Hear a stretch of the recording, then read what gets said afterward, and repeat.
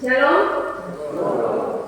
Selamat hari Minggu untuk kita semua.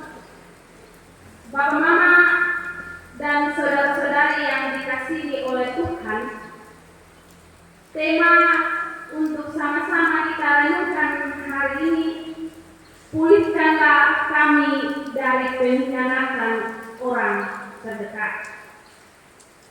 Mengawali renungan ini, saya ingin bertanya pada Bapak, Mama, saudara-saudari sekalian. Pernahkah Bapak, Mama, saudara-saudari dikhianati oleh seseorang? Lalu bagaimana rasanya ketika dikhianati oleh seseorang? Yang berikut, kemudian, pernahkah selama ini Bapak, Mama, saudara-saudari ada yang mengkhianati seseorang? Lalu bagaimana rasanya ketika mengkhianati orang tersebut? Jawabannya, ketika kita dikhianati oleh seseorang, pasti kita akan sangat marah, kecewa, sakit hati, bahkan ada rasa dendam dalam diri kita. Sampai-sampai untuk melihat muka orang tersebut atau menegur saja mungkin kita tidak mau. Demikian sebaliknya, ketika kita mengkhianati seseorang, pasti dalam diri kita ada timbul rasa penyesalan, dan kita akan berusaha untuk mendapatkan maaf dari orang tersebut. Pengkhianatan adalah sesuatu yang sangat menyakitkan. Lebih buruk dan sadis lagi bila orang yang mengkhianati kita adalah sahabat kita sendiri, suami atau istri, orang tua, anak, atau orang terdekat yang kita kenal dan percayai dalam hidup kita. Nah, Bapak, Mama, saudara-saudari yang terkasih dalam Tuhan,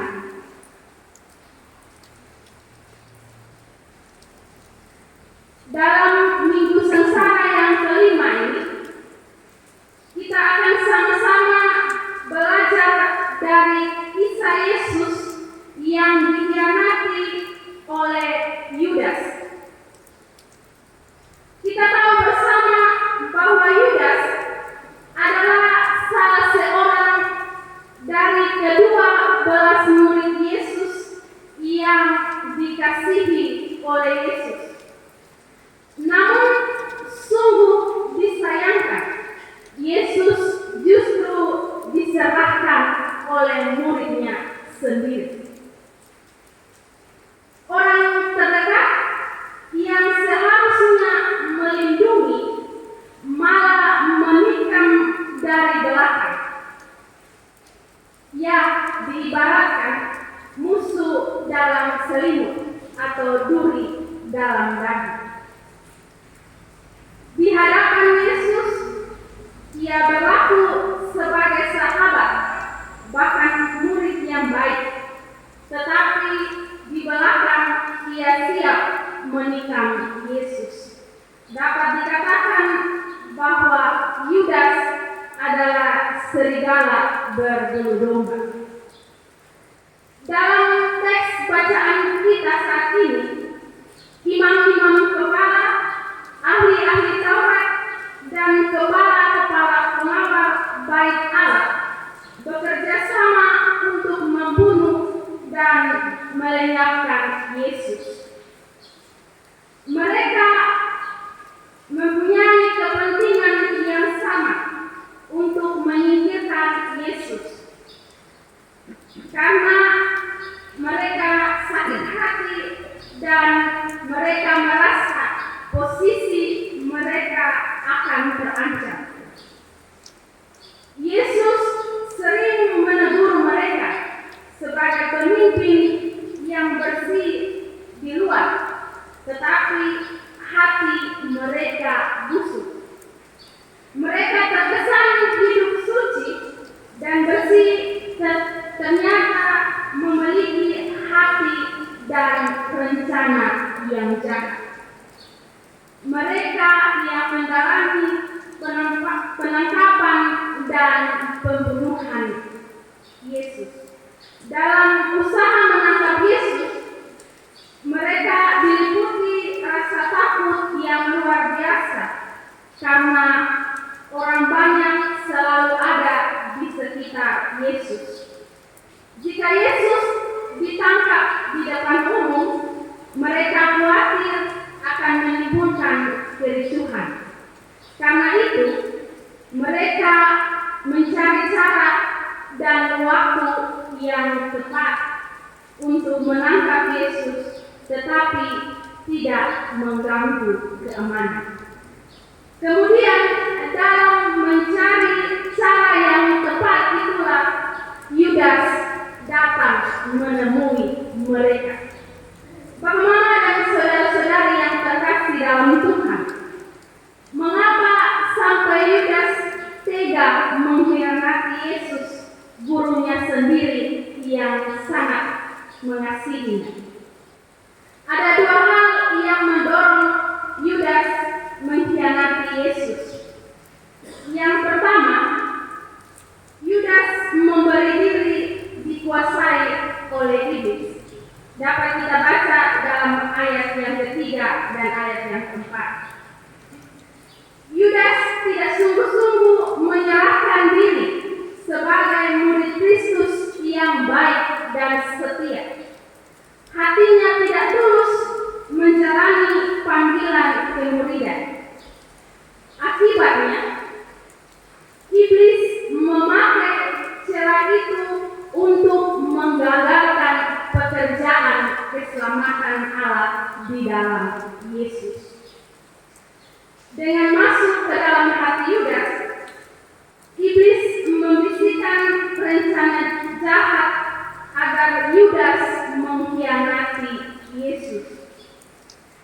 Dan iblis berhasil mengubah teman menjadi pengkhianat. Yudas pun bekerja sama dengan para imam dan para pengawal baik Allah untuk menyerahkan Yesus. Sebaliknya, para imam yang membenci dan menantikan kesempatan untuk membunuh Yesus menyambut kesempatan itu dengan penuh sukacita. Yang kedua, sifat tamak atau serakah. Dapat kita baca dalam ayat yang kelima dan ayat yang keenam. Yudas adalah tipe murid yang seringkali jatuh pada kecintaan akan harta benda duniawi. Apa yang keluar dari mulut Yudas tidak jatuh sama dengan apa yang ada di pikiran dan hatinya. Dalam Yohanes 12 ayat yang ke-6, Yudas berpura-pura peduli terhadap orang miskin. Namun sesungguhnya ia adalah pencuri yang sering mengambil uang kas yang dipegang olehnya. Karena keserakahannya, Yesus dilihat sebagai sesuatu yang bisa dijual oleh dia. Cinta akan uang membutakan hati dan pikiran Yudas. Ia jadi gelap mata dan bersekongkol dengan para imam. Lalu ia menjual Yesus dengan harga 30 keping perak. Dalam perjanjian lama, 30 keping perak adalah harga seorang budak. Bapak mama, saudara-saudari sekalian, itu berarti harga diri dan martabat Yesus dihargai para imam tidak lebih dari harga seorang budak. Begitulah kalau kita tidak lagi suka akan orang lain, kita akan mencari cara untuk merendahkan orang itu serendah-rendahnya. Sama halnya dengan para imam-imam kepala, ahli-ahli Taurat, dan kepala-kepala pengawal bait Allah. Mereka merasa posisi mereka terancam, dan akibat dari ketidaksukaan mereka terhadap Yesus, akhirnya mereka menggunakan segala cara untuk merendahkan dan menjatuhkan Yesus. Jemaat Tuhan yang terkasih, saat ini banyak orang Kristen yang mengaku sebagai pengikut Kristus, tetapi tidak lahir dari hati yang tulus. Lain di bibir, lain di hati dan pikiran serta tindakan. Itu sebabnya hati dan pikiran jadi celah iblis membisikkan segala rencana jahat yang nampak dalam perilaku mengkhianati Yesus. Demi jodoh, orang rela menjual Yesus, rela untuk melepaskan cintanya kepada Yesus demi cinta kepada manusia. Demi karir, pangkat, atau jabatan, orang rela menjatuhkan temannya sendiri. Apalagi pasca pemilu, banyak orang yang akan mementingkan dirinya sendiri. Yang awalnya adalah teman, dia bisa berubah menjadi musuh. Demi uang, orang rela menjual imannya dengan berpindah ke agama yang lain. Lalu demi kelancaran usaha, demi rasa aman dan tentram, dan masih banyak alasan lainnya, Yesus dijual dan dikhianati oleh kita manusia. Bagaikan Yudas yang melihat uang lebih berharga dari Yesus, hatinya jadi celah iblis sehingga tega mengorbankan gurunya. Saat ini banyak orang jadi korban pengkhianatan dalam hidup. Kawan terdekat dianggap jadi musuh dan harus disingkirkan. Banyak keluarga yang saat ini berantakan karena suami atau istri berselingkuh. Banyak anak muda yang mengkhianati kepercayaan orang tua karena hidup mengikuti perut dan nafsunya sendiri. Saat ini banyak bayi yang dibuang karena dikhianati oleh orang tua. Saat ini banyak pekerja migran asal NTT yang pulang tanpa nyawa karena pengkhianatan orang-orang yang hati dan mulutnya dikendalikan oleh uang. Kasus pengkhianatan berupa penipuan, kemunafikan, bullying, bahkan semakin marak terjadi seiring berkembangnya ilmu pengetahuan dan teknologi. Pengkhianatan dapat terjadi dalam berbagai lingkup kehidupan oleh siapapun dan kepada siapapun. Yudas membuktikan bahwa pengkhianatan dapat dilakukan oleh orang-orang terdekat. Pengkhianatan dari orang yang dipercaya bisa meninggalkan trauma bahkan kematian. Dalam Minggu Sengsara ini, kisah pengkhianatan Yudas dan berbagai pengalaman hidup menyadarkan kita tentang betapa bejat dan rapuhnya manusia dalam menjalani kehidupan. Tanpa kendali, manusia mampu mengkhianati orang terdekatnya. Tanpa kendali, manusia menerima pengkhianatan dari orang terdekatnya. Tidak mudah untuk kita pulih dari pengkhianatan. Namun kita harus seperti Yesus yang memilih untuk mengampuni, bukan menendam.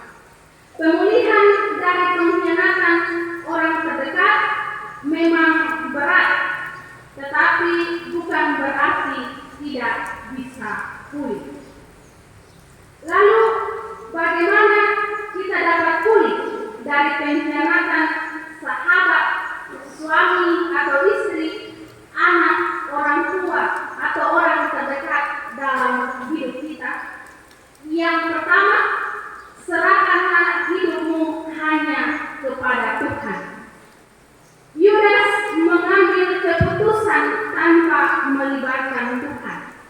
Ia justru menyerahkan hidupnya pada para imam kepala dan para kepala pengawal bait Allah. Ia berpikir kekuasaan, uang, dan tindakan menyerahkan Yesus dapat mengubah situasi menjadi lebih baik. Namun pengkhianatannya justru membuatnya menyesal dan ia memilih untuk mengakhiri hidupnya. Jadi serahkanlah hidup kita pada Tuhan. Karena bila bersama Tuhan, maka kesulitan hidup tidak sanggup membuat kita gentar dan salah dalam bertindak. Jangan memilih untuk hidup berdasarkan dendam dan kekecewaan, tetapi pilihlah hidup berdasarkan kehendak Tuhan. Yang kedua, jangan simpan rasa benci dalam hati. Lepaskanlah kasih dan pengampunan. Karena percuma kita menyimpan benci dalam hati, sebab akan menjadi racun yang membunuh diri kita sendiri. Pilihlah jalan pengampunan. Melepas pengampunan sebenarnya menolong kita berpulih dari luka batin karena pengkhianatan dalam hidup kita. Melepas pengampunan buat hati dan pikiran bebas dari penjara benci, dendam, dan rasa sakit yang bersarang dalam diri kita. Yang ketiga, berdoa memohon tuntunan Roh Kudus. Minta Roh Kudus tolong untuk menguasai hati dan pikiran kita, serta beri kekuatan untuk berpulih. Berdoa untuk diri kita sendiri dan bagi orang yang mengkhianati kita, agar ada ketulusan dalam hati dan pikiran kita. Kemudian minta tuntunan Roh Kudus supaya kita lebih mencintai Yesus daripada mencintai akan karir, uang, pangkat atau jabatan, kelancaran usaha, rasa aman dan tentram dan lainnya. Sebab apa gunanya memperoleh isi dunia tetapi kehilangan nyawa? Musibah yang menimpa Yudas mengajarkan kepada kita agar dalam mengikuti Yesus kita harus fokus pada harta rohani dan bukan harta duniawi yang membawa pada kebinasaan hidup. Yang ketiga, ampunilah mereka yang berkhianat kepada kita. Teladanilah Yesus yang bersedia untuk mengampuni mereka yang mengkhianati. Mengampuni bukan melupakan, tetapi mengikhlaskan dan menjalani hidup dengan rasa syukur. Memang harus diakui bahwa mengampuni itu gampang susah. Apalagi yang mengkhianati itu adalah orang terdekat kita. Tetapi kita harus mengampuni orang yang mengkhianati kita, karena mengampuni adalah jalan terbaik untuk kita pulih. Sebab dengan mengampuni bukan hanya memulihkan relasi, tetapi memulihkan kita dari rasa sakit dan kecewa. Kita pulih secara bersama. Jadi mengampuni itu istilahnya obat, sedangkan sakit hati dan rusaknya relasi itu adalah penyakit. Jadi satu kali minum obat, dua penyakit disembuhkan, yaitu sakit hati dan rusaknya relasi kita dengan sesama. Dengan demikian, betapapun beratnya kita mengampuni, tetaplah kita harus mengampuni, karena mengampuni adalah jalan yang terbaik bagi kita. Hanya orang-orang tangguh yang mampu mengampuni dan berjuang untuk hidup sesuai dengan tuntunan firman Tuhan. Jadi di minggu sengsara yang kelima ini, mari memulihkan diri kita dengan menjadikan Yesus sebagai teladan, dengan melepas rasa dendam dan benci dalam diri kita, serta ampunilah orang-orang yang mengkhianati kita. Mari kita berdamai dengan masa lalu kita. Tuhan memberkati kita dengan firman-Nya. Amin.